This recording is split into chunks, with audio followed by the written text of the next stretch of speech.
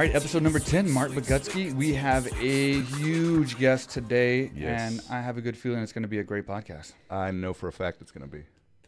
It's literally, it's the best thing that ever happened to us. We've had, like I said, unbelievable guests. In our 2 months of being in existence. Huge career that we've had so far. Yeah, this is amazing.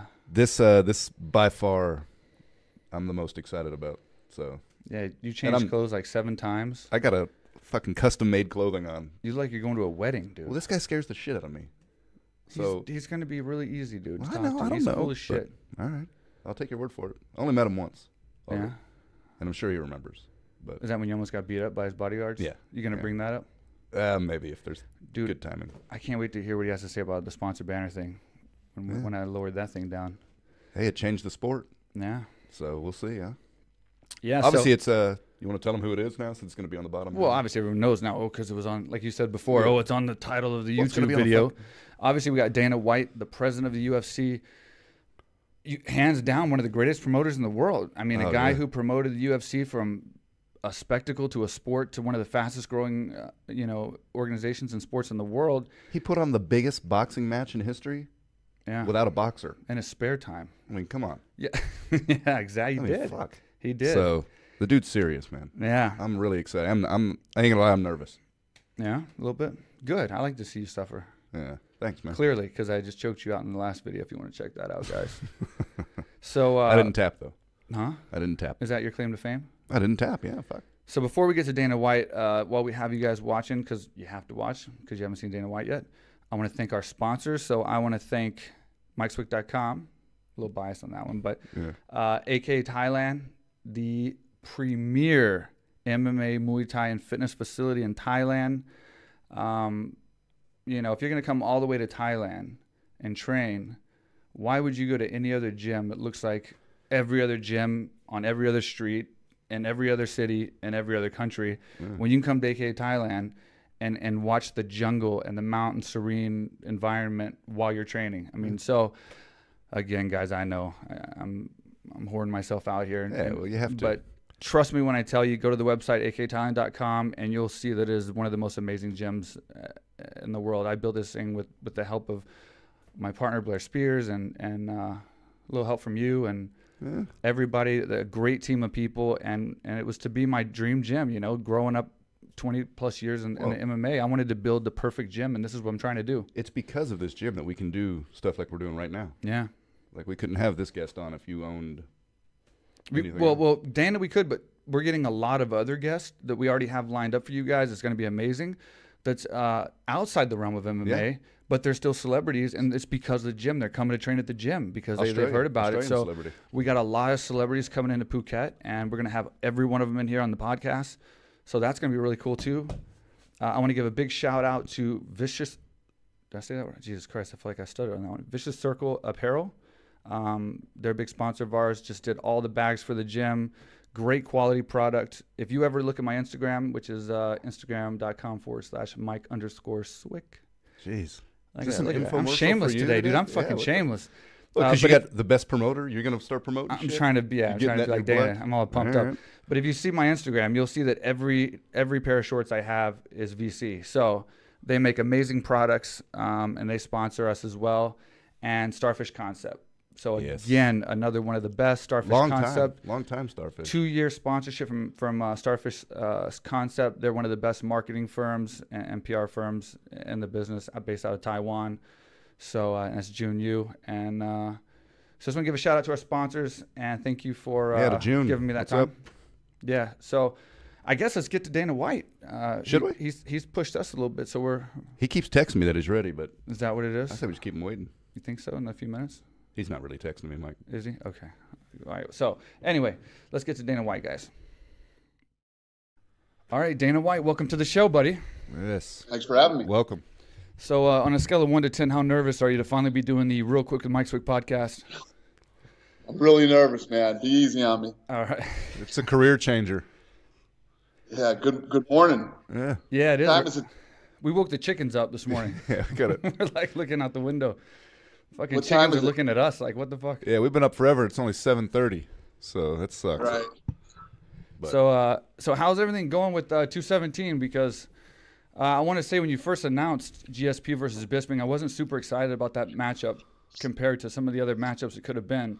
But as you usually do with the World Tour and with these previews, I'm excited about it now. So I think Bisping's doing a great job of marketing it, even to somebody that's not usually a shit talker like GSP. So is there like a school you send these guys to, like Connor and Michael Bisping? Because his game definitely stepped up. Well, people always think that Bisping talks all this shit. Bisping actually gets offended because everybody wants to fight Bisping. If you look at the list of killers out there, you know, nobody sees Bisping as a killer. So, you know, every time somebody wants to fight Bisping, he gets completely fucking offended. And here we go. You know, he starts talking shit, and it's going to be fun. It's a good fight. It's a ridiculous card. The card is awesome. So I'm looking forward to it. I'm looking forward to going back to MSG. Yeah, we wanted to go into that because not only the main event, but I mean, the one I'm looking forward to the most is the co-main event. Garbrandt versus Dillashaw. Fantastic co-main event. I mean, that's a headliner of any other UFC for sure. Well, they've even got OSP as the second fight of the whole show. Yeah, it's a ridiculous card. It's like, yeah. And then Joanna going for her record-breaking number of title defenses for the female division. Yep. So, she's always fun to watch, and you know, so is Rose. Rose is awesome, and that fight gets real interesting on the ground. So from hanging out with GSP and Bisping, Bisping's always game, you know, obviously. But what's your take on GSP's mental state for this fight? Like, you know, since it's been a long layoff and everything, how do you feel he is mentally for this?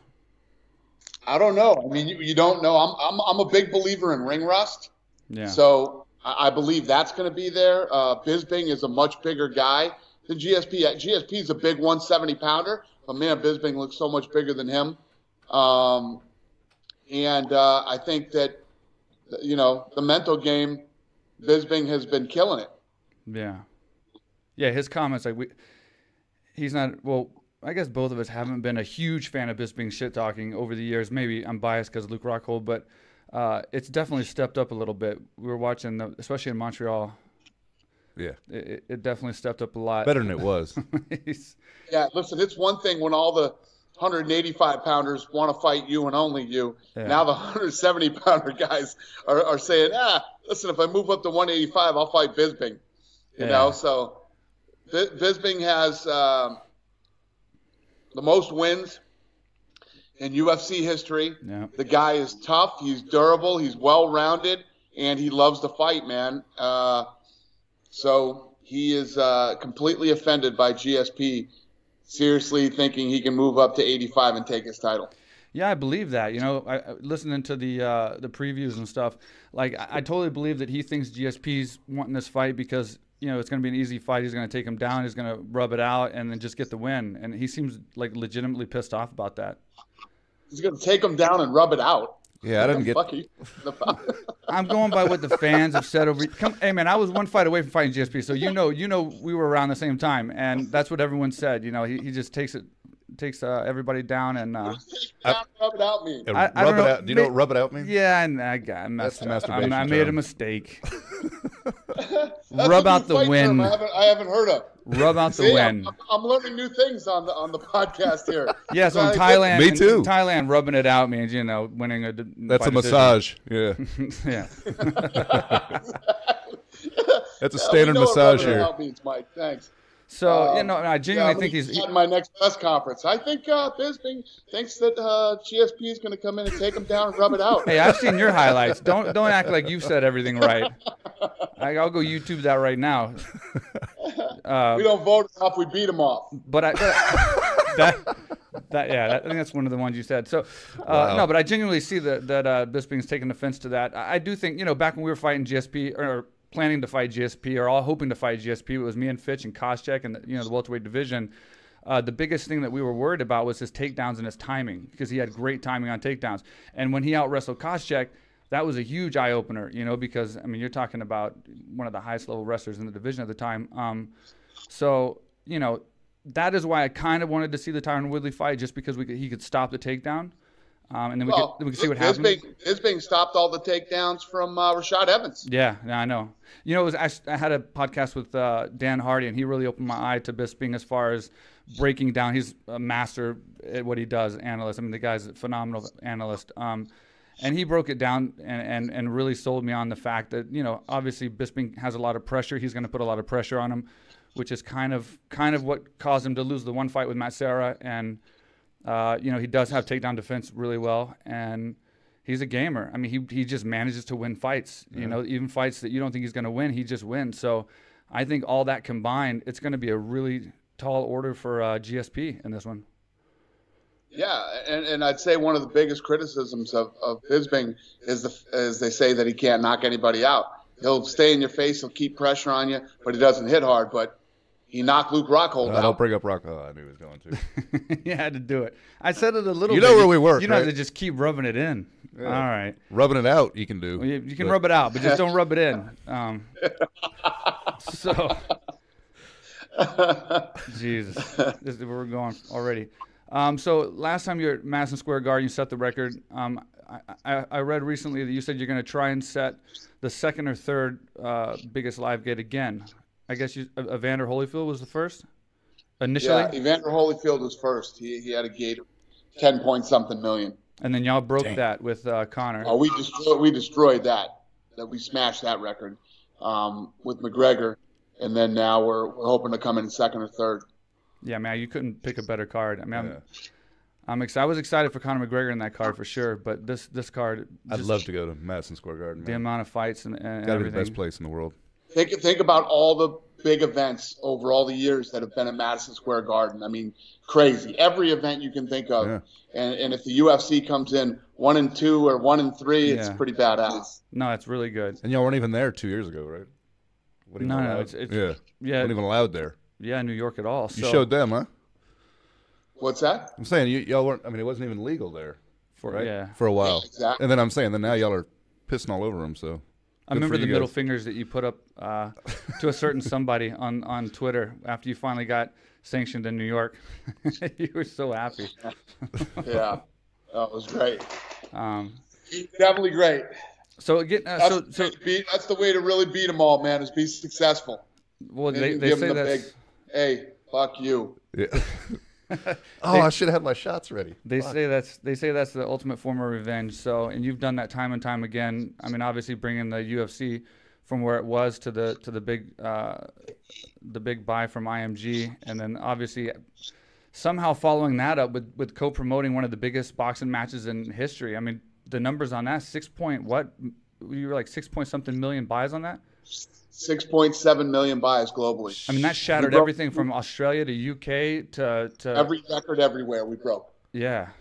Jeez. Damn. Even in Spain. Yeah. I think it was free here in Thailand. You might want to talk to somebody about that. How about we broke the record in the UK at 4 a.m? Yeah, I read that. That's crazy. That's crazy, man. God, that's ridiculous. And I know you've been asked this, I'm sure, but, you know, obviously you're wearing a Zuffa boxing shirt, and I don't know how many details you can give about this. I mean, it's a no-brainer you guys are going to dabble in boxing. It's not like I'm going to be an idiot reporter here and ask you, oh, my God, are you interested in doing boxing under the UFC umbrella? Obviously you are. Do you have any information on that? Like, I mean, how many fighters are asking you right now to fight boxing after this? Yeah, you know, obviously, you know, we're taking a look at it, and I'm interested. I'm interested in I'm not saying I'm going to come in and just start running boxing, but I'm interested in dipping my toe in the water and maybe signing a few fighters and seeing what we can do. And how many fighters do you have currently on the roster that are wanting to fight boxing? Has any came to you and said? Oh. Yeah, I don't want any more of that bullshit. You know, listen, if you're gonna box. If you're gonna do MMA, do MMA. But yeah, I'm interested in doing some stuff in boxing next year. Nice. Okay, so switching gears from actually going back to that, actually with IMG taking over the UFC. First, I wanted to ask you what changes have been made. In other words, how has it changed the operations and how everything's going, and then also how is your relationship with Ari and Patrick? Like how's everything going there? Yeah, the only change is I don't work with my best friend every day. That's difference. You know, Lorenzo's gone. That sucks. But other than that, everything's exactly the same. And Ari, me and Ari have been together for 12 years. You know, I have a great relationship with him. And Patrick's the fucking nicest guy in the world. I mean, he is such a great guy. And so nothing's changed. It's the same old. We're in a nicer building. We're in a bigger building. You know, there's tons of fighters walking around here every day that are training over at the PI or eating down in the restaurant. But other than that, everything's exactly the same. This company's run like it was for the last 17 years. Yeah, I appreciate you doing that all after I left. That's really big of you to open up the nicest training center. And well, hold on. Hey, you're still under contract. So, but Dana won't let me fight anymore. I got too much stuff going on. You opened a badass gym, so I had to do it too. Oh, stop. Oh, nice. Yeah, okay. Good point. It's same, right? And you get to work with your best friend too. But see, I still got my best friend here. Look at 21 years. 21 years. Oh, yeah? 22 lady boys with him, lucky but 21 guy. years. They're all his seconds, but I'll take them, you know. I don't know about that. How long have you been in Thailand? 4 years now. I can't get rid of the guy. Everywhere I go, he follows me. He pays since me. high school. Pays me just to roll with him. That's true, but still, he still follows me. Have you seen the any of the podcasts? See where he choked me out? He's a good friend.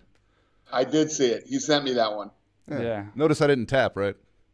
No, you didn't tap. You took it like a champ, man. Ready or what? So, I mean, I don't know if you're doing that finding a fighter thing still, but is he ready for UFC since he didn't tap? I won't tap. He thinks because he didn't tap that he beats all UFC fighters that ever tap from a choke is what he thinks. It took a 15-time UFC veteran to choke me out, and I had to let you. Yeah, but it took me like 2 seconds to put him down. Dude, he went out fucking fast. Buddy, hey, I'm 93. Easy, guys can get choked out that fast. As we weigh things here, I'm 93 kilos right now. You know what I'm saying? I'd have to cut weight to make 205. I thought he was faking it first. To be honest, I thought he was going into a fucking like a seizure or a stroke or something. I was a little worried. I'll be honest. I was a bit worried because he's my friend and he's my co-host, of which I didn't want to turn into a ghost. So when he went out and started like shaking and shit like that, like when you watch on the UFC, you're like, oh, that guy got knocked out, or you know, on the internet, it's like world star. But when it's your best friend, what do you expect? Yeah, when it's your best friend. And I'll be honest, I was hungover because I didn't know we were going to get that many views that fast. So I don't know if that helps or not. Yeah. That probably doesn't help. Did you see some fucking meathead got into an altercation with Bisping at the gym and that is now trying to sue him? Yeah, wait, what happened with that? Because I just read that. I got to talk to Bisping, but I'm sure it's that typical. I heard it was over weights. Like you're on my machine. Pussy who opens his mouth at the fucking gym and then Bisping, you know, goes over and I don't know what Bisping did to him, but now he wants to fucking sue Bisping.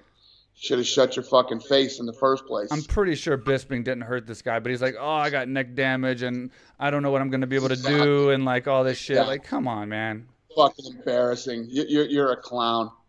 I mean, all your guys like that are a fucking embarrassment. I mean, you have to have a legacy, and I see these guys.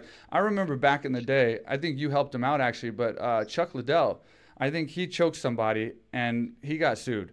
And it was a huge deal because I used to choke everyone, like, you know, radio host and like whoever asked back in Ultimate Fighter days. And I remember Chuck was the first big one that choked somebody and then they were going to sue him or something. I think you came in and helped out and y'all settled, whatever the case. But that scared the shit out of me. Like I made him sign waivers and shit and look in the camera, and we're in Thailand, which all that shit doesn't mean anything. But I was still like, man, if I kill you, dude, I'm not going to be responsible. I told him I'd give his brother $10,000. So, $10K. That's all my life's worth. That was we settled the settlement before I ever choked him out. But do you remember that with Chuck Liddell when he? Oh fuck yeah! That was Chuck Liddell's manager. Told Chuck, hey, choke my friend. Come up behind him and put him in a choke. Chuck did it, and the guy sued him. Fuck. Wow. Good idea. How about that? That's a good idea. That's crazy, man. Can I somehow sue And then something happened with Matt Hughes. Don't quote me on this one. I don't know the exact deal, but like a fan asked him to put him in a choke, and then the fan sued him. Wow. God, what pussies. Yeah. So we had a policy around here: no more fucking choking anybody. No matter even if they ask you to do it, don't do it. Yeah, well, with the money on the line now, yeah, and then all this pain and suffering. You can't fucking trust anybody these days, man. Yeah. You got some meathead saying, hey, that's my bench, and trying to act like a fucking tough guy in the gym. Yeah, he's such a tough guy, he's suing Bisping now. Yeah. Apparently the guy said to Bisping, Do you fucking know who I am? Yeah, I saw that. That's what he said to Bisping. Yeah, you're the guy that sues people. Fucking pussy. Oh, wait a minute. The guy told Bisping that. I thought they said Bisping told that guy that. No, that guy told Bisping, do you know who I am? Oh, wow. And Bisping said, do you know who the fuck I am? Oh, there you go. That's what Bisping said back to him, yeah. Nice. But this is all secondhand that I heard from one of our people here. I got to talk to Bisping's at the World Series right now, promoting the fight. I gotta get it firsthand from him exactly how it went down. Right. Who you got in the World Series, by the way? The Red Sox. Otherwise, I don't give a shit. Well, don't know if they made it, but yeah, they're not in it. Who do you got in one game? Cowboys versus Patriots. Oh, I already know what you're gonna say. I got the Patriots all day, man. They just smashed up San Francisco, though. Yeah, see what we did to San Francisco? That was a mauling. My kids' team could beat San Francisco. Easy. Oh, easy. That's kind of where I'm sort of living. Team. Yeah. Jeez, ouch. You can get a high school football team in there to beat San Fran. You have to deflate that high school football, though, wouldn't you? Or... What's that? Oh, nothing. Just a deflate football joke.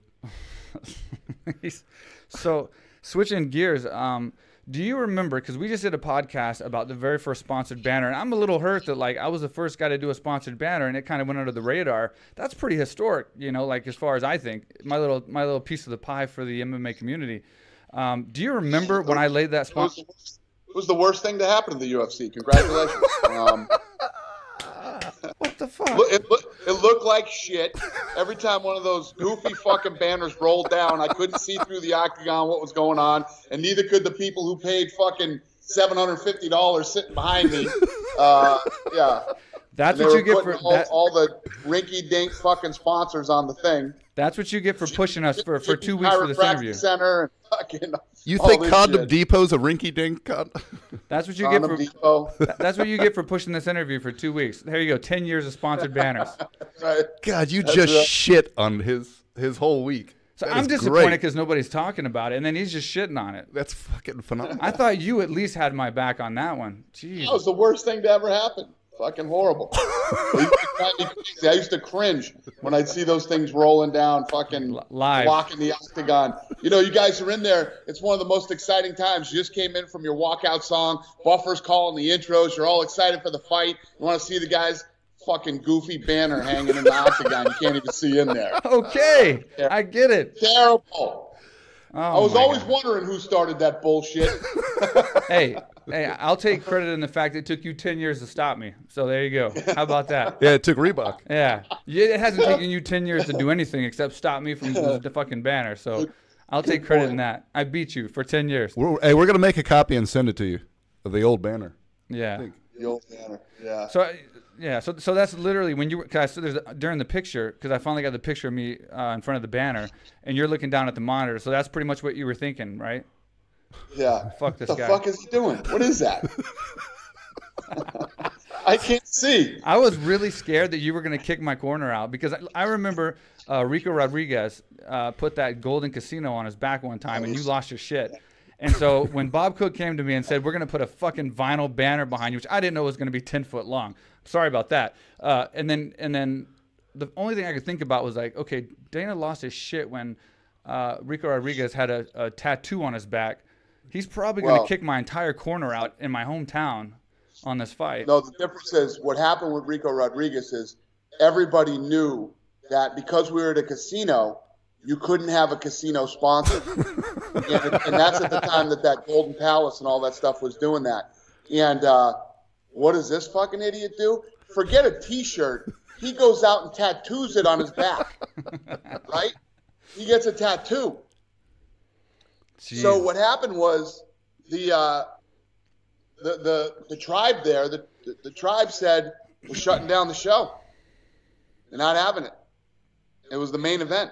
So yeah, I remember that. Lorenzo and I got in a room with these guys and worked it out with them, but he almost shut down the show. And back in those days, a show getting shut down like that could have put us out of business. Damn. Jeez, I didn't think about that in depth. You got to understand, when we do those things, we're fronting all the money. Yeah, right. You know, we're putting up a couple $1 million. You know, and fronting all this money to put on a show. And if these guys would have shut that show down, that might have been the end of us. Right. Yeah. And it was sold out. We had the place sold out. Yeah, that makes sense, I guess. All right. Well, I'm sorry about that whole sponsor banner thing for 10 years. You literally just made my week by telling him that. Yeah, that totally caught me off guard, man. I thought you for sure had my back on that one.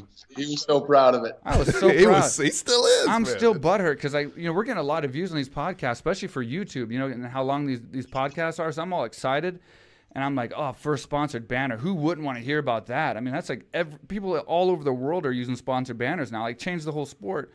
And we didn't get that many views. We got 2,500 or something, and then it just doesn't seem like a big deal. Nobody and then you just shit all over me on my own podcast. That's what. Yeah, look at the nice set you got on there. Why don't you hang up a fucking banner on the back wall there? It'll look fucking great. That'll really enhance the quality of your fucking show. I see your point now, because that would fuck everything up, and that's why we didn't do. You like this? Hey, how much effort we went gotta into put this set? We got to put a Vegas one.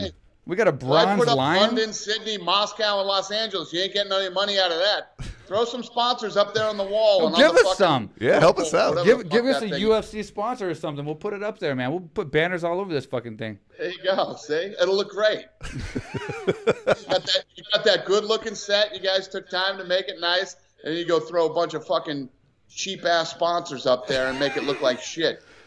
God, I did not see it going this bad. No, for you, that man. escalated quickly. I in the really wrong direction. I should feel bad, but this is fucking hilarious. He loves anything that goes bad with me.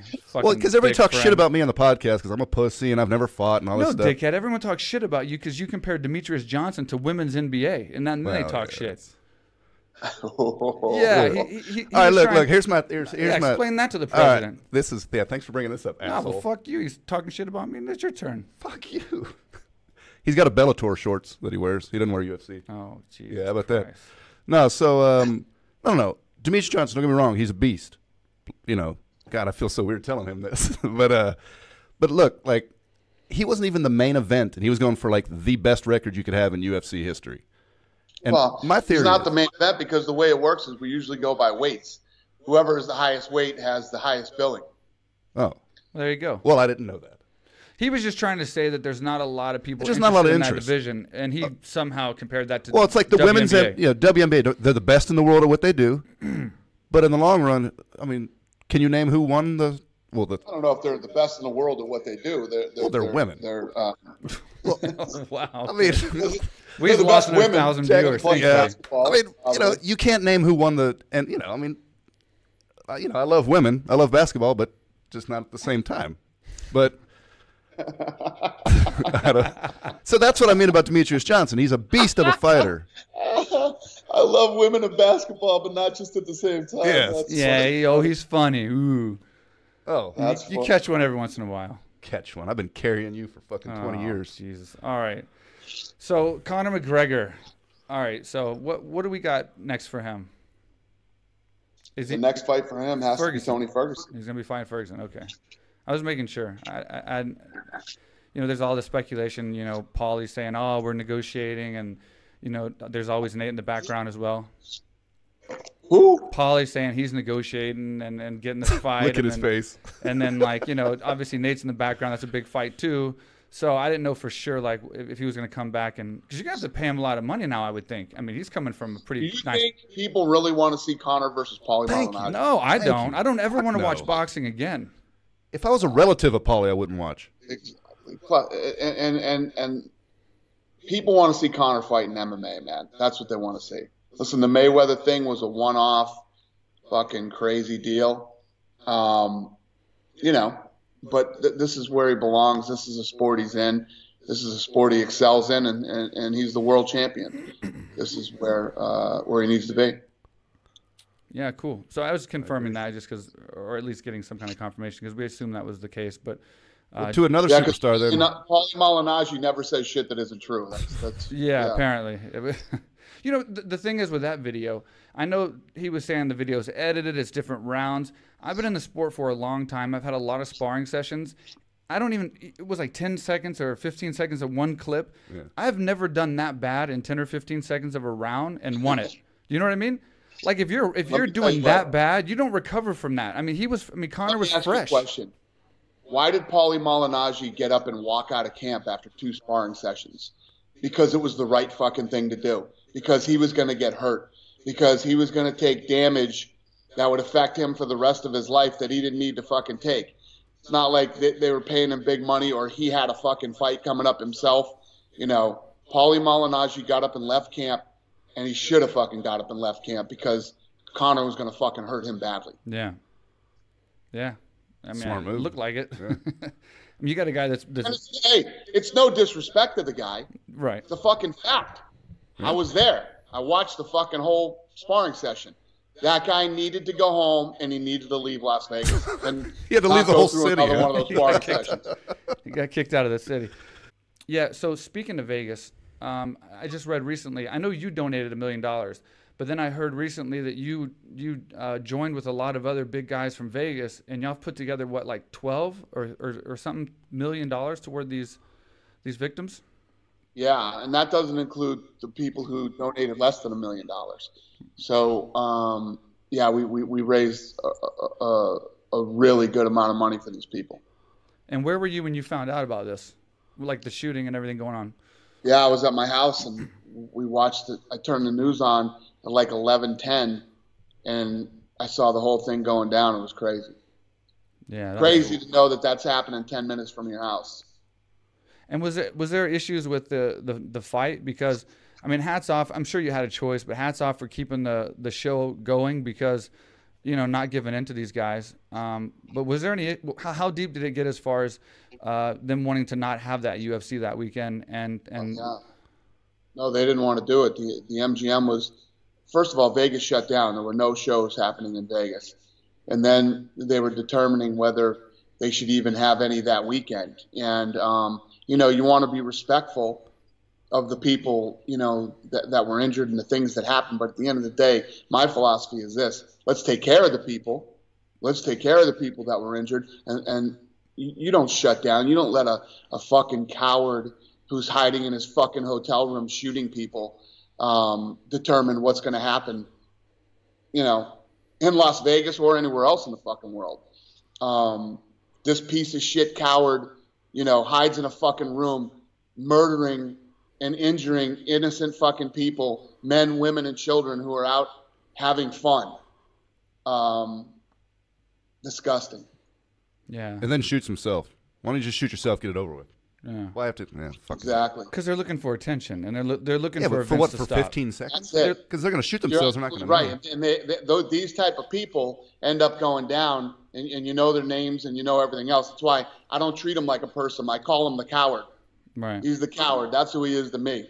I hate how the news plays up all this shit on him because it brings in. They should never even mention his fucking name once. They should call him the coward on the fucking news too. Yeah. Well, they want, you know, this guy had a lot of money apparently and didn't do nothing worthwhile in life. And so this was his big deal, I think. He just wanted to make his mark. And what a cowardly fucking way to do it. He's dead now, so.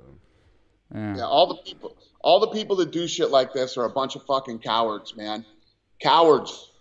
Yeah, no, I hear you. So switching from that, so what, to get in the UFC now, I mean, I obviously have prospects coming out of AKA Thailand, and which we're going to get into in a minute, but people trying to get in the UFC now, you got a huge roster of fighters. What does it take? What are you looking for? I mean, obviously you got your show going on, but what does it take to get in the UFC these days? Like, what are you looking for to sign somebody to come in and get their opportunity? The main thing I'm looking for is talent. I'm looking for talented people who can fight. If you're out there and I'm at a show, a small show, and a guy is super talented and he has a lot of charisma, you know, that's the guy or girl I'm going after first. But I'm just looking for talent. I'm looking for people. And I like people, not just talent like you can squeak out a win. I'm looking for people who go in and try to finish. I like that killer mentality. I like people who go in to destroy their opponents. That's what I'm into. So basically like Amir Ali Akbari. Oh, here we go. A superstar who likes to kill people, who's got a huge fan base. He's got some charisma too. Are we going to break records here and not break records, but do something historic and say that you at least somewhat interested in my heavyweight? Yeah, we'll see what happens. That's like fuck you in the banner. Yeah, pretty much. No, I'm trying to remember what was the issue with him. Well, I mean, you said he didn't go in the contender, but then the series was over. But I mean, this is a guy, world champion, Greco-Roman wrestler. Coming back next year. We'll have the contender series kicking off a new season next year. Okay. Are you still do that finding a fight or looking for a fight? You're supposed to be coming to Thailand. Yep. We are. Because Netflix picked it up, huh? Huh? Didn't Netflix pick it up and you were supposed to come to Thailand?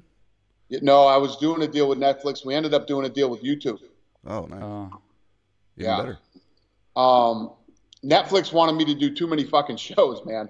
I'm not a fucking. Oh, sorry to hear that. I'm not a television fucking host, man. So yeah, that's true. They wanted too many shows out of me. I couldn't do it. I would have never been able to honor it. And the next one comes out for the night of the New York fight. Our next episode of Looking for a Fight comes out. Cool. And then you're obviously for a fight in New York. We're in New York. So, I mean, I won't say the date or anything, but I know you're coming to Thailand soon. Is that still on? Are you still coming? Yep. I'll be in Thailand very soon. I'll be there in like 2 months. I'm coming. I'm going to be there for 10 days. Nice. And so I finally get – so just because of you, I'm staying the first 2 days in Phuket. All right. So we're going to have some fun then. Yep. And you're going to come The only reason I'm doing that is because of you. All right, thanks. And you're going to come check out the gym and and see my stable of killers. Yep. I'm excited. I'm looking forward to it. All right, cool. We're excited to have you. It's only been well, I guess I don't know what event that was I talked to you about it, but it's been a couple years now, so we've been waiting for you to get over here. Oh, we've been talking about it for a long time. And Thailand's one of those places I've always wanted to go. Yeah. So I'm bringing my whole family over there, and we got a nice little boat. We're going to cruise around. Oh, I'm sure you do, Dana. Yeah. I'm sure you have a nice little boat, wooden, and it's paddles on that side. Yeah. We're gonna check it out. So did part of the reason that sold you was the millions of videos I text you from periodically at all different hours of the night for the last 2 years? I love it. You're one of my all-time favorites, brother. You know it. What? There you go. Oh, take that. Put that in your pipe and smoke it, Marc. Fuck. Regardless of the sponsor banners. There. Yeah, I knew I wasn't going to get away from that, but that's all right. What about his loss on The Ultimate Fighter? You know, because had you beat Forrest Griffin, then no. I mean, had you beat Stephan Bonner? Why don't you watch The Ultimate Fighter, Marc, and then before you ask the question to the president? I watched it. Don't even know who I fought. I'm sick. I don't like watching you lose, so I don't remember those fights. Jesus Christ. So, yeah, wow. Swick was fragile, though. Swick was always hurt, man. Swick was... Let's talk about that for a second. Okay, so, no. Let's talk about this fun story. So Dana comes up to me, and he's like, hey, man, we're doing the first series of the action figures. And I'm a kid, you know, watched action movies growing up. He had dolls his whole life. So you're like, I'm going to put you in the first series of action figures. It's going to be you and Chuck Liddell in it, like all these superstars. And I'm like, no fucking way. You're kidding me. He's like, no, I'm seriously going to put you in the first series of the action figures. You're going to have your own action figure. He goes, the only thing is, it's going to be injured. So when you open it, it's going to, like his arm's going to fall off or it's going to be in a sling or something. And then you didn't fucking tell me it was a joke. So for like a sling and a cast and a. You didn't tell me it was a joke though. So for like Swick's 3 had months, accessories. For 3 months, I'm worried that my action figure's coming out. So I'm like 50-50 telling people. So I'm like, yeah, I got an action figure coming out. Like, oh really? And I'm like, you know, I hope they don't think down on me because it's gonna be broken as shit. You know, when they get it. And it was until I saw it at like Toys R Us that I finally saw that it was normal. Action figure, if you start playing with it, it breaks. Like the leg will break off, and the fucking arm will fall off. Collarbone snaps. Fucking. It's like Mr. Potato Head. You can add different injuries and shit to it. Like I have a serious feeling you tried to get that done, and they were just like, no, you know, it got blocked by some policy by whoever built it. Hey, but you did give him hair. That was nice. Didn't it have hair on it? Yeah, and a fun fact, because you don't pay attention to your own losing hair, apparently, when you're 25. The first time I ever realized I had a receding hairline was looking at the action figure because it was fucking over-exaggerated, like this line. I looked like a fucking... So I looked at it, I'm like, why'd they do that? And I go look in the mirror, and I tilt my head down. I'm like, fuck, I got a receding hairline. I'm like 25. So another fun fact for you. So thanks again for that. So at least I wasn't injured, but I did have an over-exaggerated receding hairline. But you had your sponsors on your shorts. And yeah, my sponsors. The same ones that were on that right. banner. They didn't come with a banner though, so I guess that's you got me there. We should have done that too. Should have come with a banner. So who's the next biggest star in the UFC? Like who's coming up next that you think is going to be the next big thing? Well, we got Ngannou. I think Ngannou has a chance to become heavyweight champion and be a big star. Ortega is fighting Cub Swanson here pretty soon. You know, I think that kid's a stud, and if he could get through Cub Swanson, that guy could be a star. You know, I'm pretty high on Cynthia Calvillo, and plenty others. So I'm going to switch gears a little bit here, but so I remember one time I came to Vegas and you took me to the old building and you showed me this sport bike, and someone made a custom sport bike for you, and they painted the UFC logo on it. It was just literally a sport bike with a couple UFC painted logos on it. It was a Ducati. You were so excited though. You were like, "Oh man, look at this UFC!" And I was like, "Oh shit, man, UFC's making it. It's got a fucking sport bike with logos on it." How does it feel now to have like the success that you've had? And I'm sure the toys you have now are just so fucking like you. The point is, you were so genuinely excited about this little bike with paint on it, and now you probably have every toy imaginable. Like, how does that feel? Yeah, it's fun. You know, the reality is when you have that stuff, it's actually more fun. You know, enjoying it with your kids. Right. You know, the fact that my kids, we can do all this stuff together and just have a fucking blast and create memories. That's the best. Are you bringing them to Thailand? Huh? Are they coming with you? Thailand. Yeah, I'm bringing the whole family to Thailand. Yeah. On the small wooden boat. Yeah. Yeah, a little boat. I'm sure you see do. I can make it through all the islands. Yeah, I can't wait to see this small boat you're bringing. So when are we going to see you on the Forbes list for when are you going to be a billionaire officially? You know the Forbes list, they don't take you on the Forbes list now unless you have $2 billion. They start at $2 billion now. Oh. They used to have guys in there that were like 800 million, you know, $1 billion and shit like that. They don't do it anymore. You have to have $2 billion. The Fertitta brothers were just on the Forbes list. They were both on there. So now you're getting up there, and then they changed the fucking rules. Yeah. Now you gotta wait 2 months. That? You'll be on there. That's not really my thing anyway. Yeah, I get that, but you don't ever see me posting my shit, posting my fucking all the shit I own and all that stuff. Yeah. I don't do that. That's not me. Speaking of shit you own, what's going on with those guns behind you? What are those about? Behind the Emmys and all that stuff. Fuck the guns. That's my Emmy. Yeah, what? That's an Emmy. What's that other one? So the other two, the two books, those are books. Oh, yeah. Oh. One is the Old Testament, and one is the New Testament, the Bible. And it represents that those two books have killed more people than any handgun ever made. Wow. Damn. Powerful. That was, yeah. And do you still have anti-religion? Since you're such a Tony Stark, did you have a Tyrannosaurus Rex bone something? What? Oh, I can move this, right? Yeah. What was that? Because I remember you had some kind of Tyrannosaurus Rex bone or something in your office at one point. And here we go. Look at that, dude. What is that? What the fuck? It's a fucking dinosaur. It's a saber-toothed tiger skull. Is that legal? Yeah, it's legal.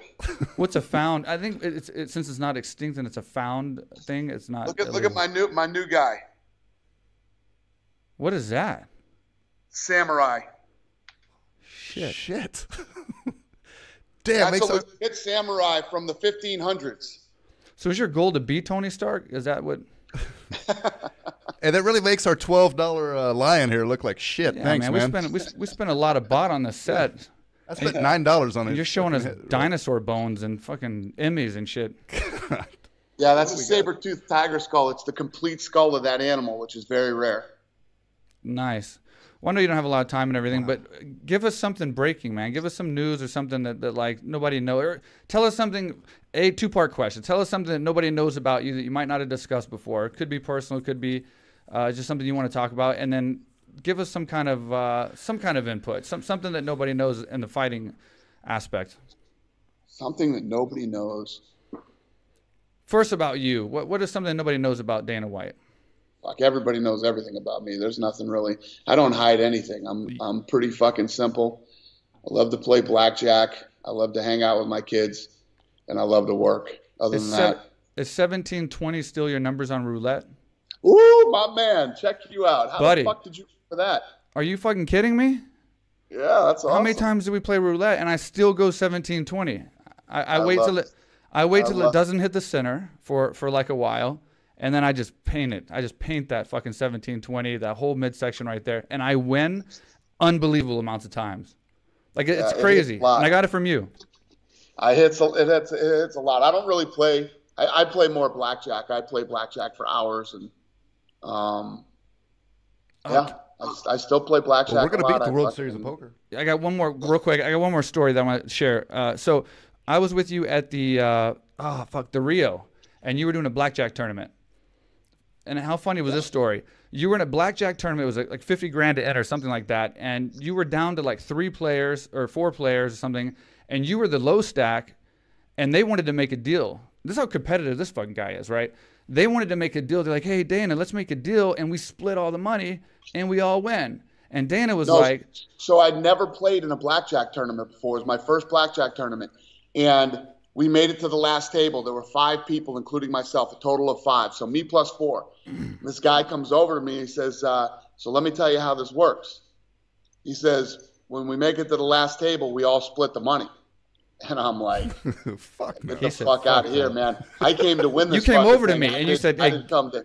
You came over to me and you were like, hey, these guys want to split the money, and we all split it. And I'm like, oh, what are you going to do? Yeah, what's the point of doing the final And Dana's table? like, fuck that. And he goes, and I'm the low stack. And then you just walked off like a fucking boss. And I'm like, shit, okay, he's going to lose. And then you won the fucking tournament. No. It gets better, Tony Stark. Hold up. It gets better. So then you won the tournament. No, he's got those 4 other players in the case here. Then you won the fucking tournament. And they said, hey, Mr. White, would you like to go to the cashier and pick up your money now? Is that it? Look at that. Damn. So then they said, Mr. White, would you like to go? I want to be buried with that fucking trophy. I want to be buried with it. So then they said, Mr. White, would you like to go pick up your $250,000, whatever it was that you won? And you were like, nah, just save it. I'll come pick it up later. I had a fucking heart attack, Dana. I had a heart attack. I'm like, are you shitting me? You just told them to hold your money, and you just walked out and got like a burger or something. I forgot what we did. It's like keeping it in the bank, though. I guess, but I wouldn't leave however much that was. $250,000 right there, right? Have them hold it, because I know I'll be back to play again. And then is it true you got kicked? Still there? Is what? Did you pick it up yet? What? Did you pick up the money yet? Yeah, I picked it up. I ended up getting it. Is it true you got kicked out of the Palms eventually? Yes. So this is my other I can't wait to see this. Hold up. So the second time that they kicked me out of the Palms, they did it in a good way. They came over and gave me this. You have the Ultimate Palms Championship belt. Holy shit. So it says prize money, $1.6 million, undisputed blackjack champion, and it says 25-0. Okay. So I went in there 25 times and beat him for $1.6 million. Damn. So can you confirm, Dana? Because can you confirm we didn't rehearse none of this interview? Because like I'm going off literally stories. I didn't know you had like memories of everything I was gonna say in your office. Isn't that fucking crazy? That's I know. Yeah. Do I got a good memory or what? And what's funny is I have very few things that actually mean that much to me. Those 2 things do. I love fucking blackjack. And the tournament that I won, I literally want to be buried with that fucking trophy. I'm dead serious. And and the belt. I love the belt. I have a good memory though, right? Huh? Yeah, Not bad. Dude, you really do. I remember you telling me too when I started this podcast. You were like, "Man, dude, I think it's a great podcast, and I'm gonna boost it up and get you some viewership, man. I'm gonna try to help like spread word about your podcast." You remember that? Yeah. I've done a good job, huh?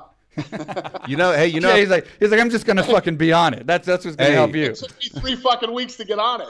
Yeah, what the fuck, man? Dude, we've never been snubbed. I had Mickey Rourke in his very first podcast ever, And I know it's going to be tough getting you, but we're friends. And then you're like, you pushed us off for like 2 weeks. And I'm telling everybody, I'm like, number 10 episode is going to be the mega episode. The one time that I promoted an episode. So I couldn't have someone else on, right? I had to have this UFC megastar, right? And you're like, I'm sick. And yeah, I saw the pictures you were sending. My toe hurts. What time does this fucking thing go on? 6 o'clock? Yeah, I'm out of here. Fuck! I believe that too, man. I'm gonna put this one on UFC.com. You are? All right, thanks, man. Thank you. Look on the front page. Always looking out for me, Dana. Dana. So after 50,000 subscribers, I have to fight a Muay Thai fight. So help me. 50,000 subscribers, you have to fight him in Muay Thai? No. This guy's never. He's the opposite of me, which is why I keep him around, because I feel like, he's the one that tried to get me to drink and party and stuff when we were growing up. And I'm like, no, I'm dedicated. I'm going to be an athlete. So we're complete opposites. So I'll show you when you get here, Dana. He's never trained. He's never fought. He's never been in a fight. He talks shit like he'd have a world champion belt like you have from the Palms from shit talking. He's never been in a fight, a street fight, a sanctioned fight, an unsanctioned fight. He's never trained. But he got choked out like a champ, and now he says when we get to 50,000 subscribers, which we're at like 1,200 now in 2 months. It's not bad. When we get to 50,000, he's going to actually train. We're going to follow him, put on the podcast, his whole preparation, which will be a month of like smoking and sparring. And then he's going to get into a Muay Thai ring here in Thailand and fight. He doesn't know it yet, but I'm a lady boy. I'm getting him to fight a lady boy. I don't give a fuck. So we got to get this thing going. Tell you what, Muay Thai is no fucking joke, man. I know, and I'll be 40 by the time that in 2 years I'll be 40. We're not going to be 2 years. We got Dana. He's going to help us out. Maybe you will. All right. So one more thing. One more thing. I know you got to go. I know you're busy and everything. So the Real Quick with Mike Swick podcast is like the third rendition of Real Quick with Mike Swick. You, a lot of people may not know this, actually came up with Real Quick with Mike Swick. So how did that come about in the beginning? Because you said, hey, I'm going to give you a show where you can I think you were just trying to get rid of me. And you said, I'll give you a show and take a camera and just get the fuck out of here. Give you some experience so when you were done fighting, you could get into something else. Told you, I always liked Swick. You were always a stand-up guy, great guy, hard worker. Take notes, buddy. Good dude. So thank you, man. I like to give you opportunities to learn other things so that when you're done with the fight game, you would at least had your feet wet with some different stuff that maybe you could go on to do all the things that you've actually gone on to do. I will say that I'm really happy for you, and I'm super proud of you. I know that sounds condescending, but super proud of you, man. Man, I really appreciate that, and it's true, man. I wouldn't have done a lot of this stuff, and you've helped me a lot of the way. I mean, a lot of the times I'm texting you, and you've seen me through all my struggles up and down through business and putting all this stuff together and stuff. So I appreciate you answering the text messages. To be fair, he only says nice shit about you. So I mean, I guess you got to return it. He's the best, man. He's a real good dude. You don't know this. Guy. You won't remember this, but UFC 69 in our hometown of Houston, Mike's first loss. Sorry. First time he had the banner. What's the banner fight? Anyway, I may or may not have been overserved at the Toyota Center. And you were in the lobby, and I just came up and started talking to you, kind of hugging you, kind of weird shit, whatever. And your bodyguards were about to beat the living piss out of me, but you saved my ass. So thank you. I never know if I'd ever get the chance to thank you in real life, but Listen, if somebody's that excited to meet me, I'm always that excited to meet them too. Oh, so you're excited to meet me? So I was. Very. So you remember that then, huh? I do. All right. So before we let you go, I know you're busy. Anything that is breaking that you're gonna tell the reporters and journalists? Breaking is I gotta go to my daughter's recital right now. All right. Well, you just text us. Huh? Just text us. just text us the breaking news. All right, Dana. Hey, listen, man. We really appreciate you. Thanks for having me. I'm sorry it took so long. Hey, I really appreciate it, man. Thanks for coming on the show. Thanks for coming on, man. Absolute pleasure. And we'll see you in Thailand, buddy. I'll see you guys in a few weeks. Yep. All right. I'll see you then, buddy. Sounds good, man. All right. Damn. That went pretty good, huh? Yeah. Yeah, a lot smoother than I thought it would. I'll be honest with you, though. That whole, little sideways turn from the sponsorship banners kind of threw me off. He absolutely shit on your parade about that banner. Yeah, he couldn't have shit on my parade. He's like, oh, Mike Swick's a cool guy. I love him. Fucking hilarious. You did the worst thing ever in UFC history. Oh, thanks. I bet that stings. The thing is, I was wondering because, first of all, no one's ever talked about it. That's how powerful he is. He probably literally told everyone, don't talk about it. Yeah. And number two, when we go to these events and there's like this, UFC section where they have these like fan experience, we saw that in Singapore. They have all these like historic things that happen in the UFC. Guess what's always missing? Now I know why. Well, now I know why. I fucked the UFC. You're a for black 10 guy years. on the UFC. For 10 years, I was the fucking thorn in fucking Dana's side. I guess that just proves you. But that's what he gets for pushing us off. Guys, you want to blame us for not having a number 10 podcast for 2 weeks? That's why. I'm sick. Well, he was. My toe hurt. Yeah, he was sick. I'll be honest. And he was doing the world tour. So hey, he just his excuses were viable. I'm going to New York and then in Montreal. I got to do this world tour. I'll do it after. And then literally was sick after because he wasn't even at work. He also has kids too. Yeah, that's true. So, but hats off to him for giving us an hour of his time. Yeah, for even coming on. Yeah. So yeah, he's hilarious. And I want to say too that like this is a man that aside from being my boss in the UFC and praising me when I did good, told me how he felt when I did bad or didn't live up to his expectations, but he's never stopped helping me. So people always ask, is he a dick or is he cool? And there's both sides to everything, right? I mean, fighters say we should get more money, whatever. Of course, that's the case. We all should. And him as a businessman, he's done what he's had to do as a businessman to make the UFC grow and be what it is. If he never bought the UFC, or him with the Fertitas, there wouldn't be a UFC, so nobody would be making money. There wouldn't be these $1 million paychecks and stuff like that. So there's both sides, and I agree. I just kind of stay in the middle, right? Because I see both sides. But I will say that even after the UFC and when I was done and when there was nothing to gain, Dana's always been there for me. Well, even in the height when he's busy with all these events, even during the Mayweather tour, when I text him, he always responds and calls or whatever, and he watches our videos when I send him, and like. How cool is that? And then he's helped me so much through business, like, because I'd be just stuck in a rut, and I'm like, dude, what do I fucking do here, man? How about legally? You're still under contract with him. He won't cut you. Yeah. Longest contract in UFC history. I wish we would have brought that up. I wonder if he knows that. No. So long story short, man, he's helped me out through so much post career. Where I was just look what he did for the victims of the shooting too. I mean, he's just an all-around just good guy. I mean, really. I mean, he's done good. Yeah, like I said, there's mixed things. We've had people on here that don't agree with him, and there's always going to be. There's always. I'm a fighter too, so I'm always about making more money. I'm always about, there's no one that cares about fighters more than me. I train fighters and I promote fighters, and I want them to be successful and make the most amount of money. So I'm always going to bat for the fighters. But that being said, I just wanted to share the fact that, he has helped me out a lot. And without the UFC and without Dana and doing what he's done, giving me the show, naming this show, and then me stealing it from him and him allowing me to do so. I guess he could have sued you. He could have sued me for starting my own promotion or doing my own promotion. He let me off on that. I've done 2 promotions in Thailand that are MMA organizations, helped or did them. And then...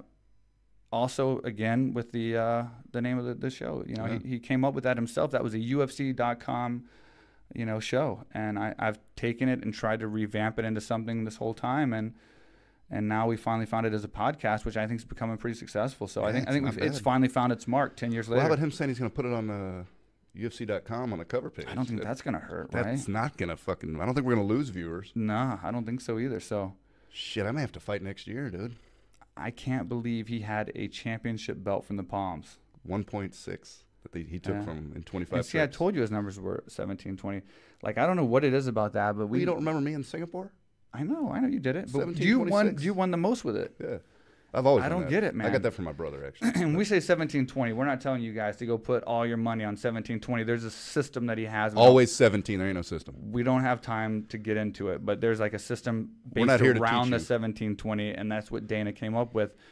A man who has a championship belt in gambling, and so he was a good teacher, and I've won a lot of money off of that. He wants to be buried with those 2 things. That's pretty funny, man. That dude's. He was, like I said, I was real nervous the first minute and a half because it's fucking Dana White, Yeah.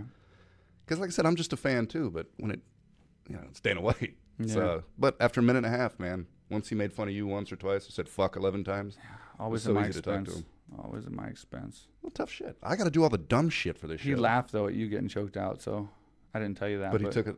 Yeah, he did.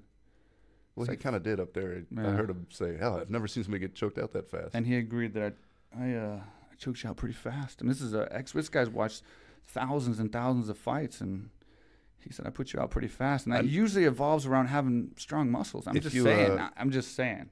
If you notice, he didn't really take my bait on signing me to the UFC. Yeah, he wasn't so interested in that. I don't think. Yeah. I think that whole like talent. What was the list Yeah, again? he said he wanted talent and following. Athleticism. Charisma, though. Who's more charismatic than your boy? Yeah, you got that. You got that. Not really. Huh? You could just talk shit. You could just set in for fighters that like GSP that are just like. I'll just pull out every fight with an injury. I'll just lead it all up. You should have just wrote for GSP, man. That would have made this world tour even better. Because I don't speak French. I'll be honest with you. Bisping's slaughtering GSP in this world tour. That's because he doesn't care. Yeah. GSP doesn't give a shit about shit talking. Yeah, I respect. I'm not saying he's a bad guy, but I'm saying he's picking on kind of a.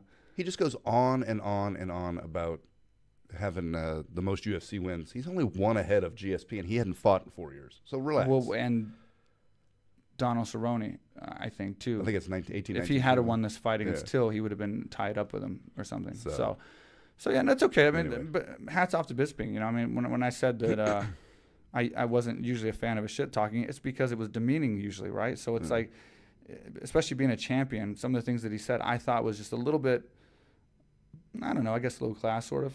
But I mean, that's his job, right? It's not like Conor hasn't said anything that you can consider low class. So that's his job. But I will say that his talking has gotten a lot better because you weren't a fan either. And we're watching the world tour. Still not. Yeah, but we were laughing, dude, at some of the shit he was saying. Yeah, I mean, eventually. The fucking little bandanas. It's me. He's like Will Ferrell. Eventually, he's going to say something funny. He said a lot of stuff funny this time. But anyway, guys, I'm going to drag this on. But I hope you enjoyed the show. It took a while to get Dana on, but it's fucking Dana White, man. I mean, this guy, everybody's trying to get an interview with him. Yeah. And for him to sit here for an hour of his time and talk shop and just shoot the shit with us was great. Yeah, and as you heard, he's coming to Thailand very soon. You. Finally how good does that feel? I know that banner thing. But I mean, yeah, it's awesome, and like we've done a lot of cool shit together before, and I'll say that every time I've hung out with Dana in the past and we've done things, it's been really, really cool. So, I mean, we're gonna have a lot of good video. Hopefully, depending on, well, for sure he'll be in here. So we'll have him as like a studio guest as well, and then we'll kind of like pick up where we left off. Yeah, that'd be cool. Yeah. So. And oh, buddy, don't forget to mention our Halloween special we got coming. Are you want to mention that though? Well, that we have one coming. We don't have to mention what we're gonna do. Okay. Because that's a risque. It's gonna be a very controversial Halloween special that we're gonna do. Maybe. I think you're gonna back out, dude. You get kind of scared. What if I ever backed out of shit? You almost backed out of this fucking interview, and they're changing your clothes 10 times. That's what we're doing? I'm just saying. You went and bought skinny jeans for this fucking thing. Oh, really? You're gonna? Okay. I've had skinny jeans for 3 days. My defense is that I've had skinny jeans. You dick. You're an idiot. You got me either way. It's like checkmate. I can't get out of it. I'm wearing them. Everyone's seeing them. There's nothing I can do about it now. Well, we all make mistakes. It's the style, dude. We're in kind of like sort of that Euro style over here. So I had to change a little bit and step up to the. Almost tripped over your skateboard and your emo sunglasses that you left in the living room. But anyway, guys, thanks for watching. Till next time, huh? Yeah. So stay tuned, guys. We got some big guests coming in. An in-studio guest hopefully soon, and a lot of big guests in general. So thanks for the comments. We're gonna put the winner of the last podcast. I think it was Charles Bennett. It's been that long. Jesus. Yeah. So we're gonna go ahead and post the winner of that, who wins the free training at AKA Thailand. Anybody who leaves a comment on this podcast on the YouTube site. Not on UFC.com and all these others because we can't keep track, but on the actual YouTube video site, we will give another training package away. And this is going to be a good one because it's Dana White and everything. So, yeah. And you might be here when Dana White's here because he's going to be at the gym. It's all top secret, covert, secret service type shit. And we'll be here. I mean, what's better than that? Yeah. And we're funny pretty much 24/7. Yeah, one of us is. The other one's you. Yeah, well, God, have I not taken enough shit already today? Yeah, I do feel bad. It's 7 in the morning and you got shit on. Jesus, I woke up early for this. He had no hesitation. I don't know. We're not talking about it again. They'll see it. They'll watch it. They'll understand. Anyway, they already watched it. This is the closing. Yeah, I know. Anyway, all right, guys. So they watched it. They'll understand. Thanks, guys, for tuning in. I appreciate the support. Again, I want to give a big shout-out to Reddit, a big shout-out to the Underground Forum. You guys are amazing. I'm trying to answer all the questions when you guys post this stuff. We're trying to get the Real Quick with Mike Swick podcast page on Reddit updated and all fixed up. So we're going to have that updated soon. So please subscribe to that as well. We're on SoundCloud. We're on iTunes. We're on all the podcast platforms, audio. And most importantly, we're on YouTube. You want to see the videos, guys. You have to see the videos. If you're listening to this on you've got to go back and see what Dana was showing iTunes, us. you have to go back and watch this. Dana White just took us on a tour of his office and showed us dinosaur bones, championship belts from the palms, a fucking samurai that's the size of Wee Man, fucking all kinds of shit. So guns, it's crazy. So an Emmy, he has an Emmy. You don't? No, I don't even know anybody named Emmy. Nothing. I got nothing. All right, so that's all we got. All right, guys. Thanks for watching. We appreciate it. Thanks for the support, and we will see you next time.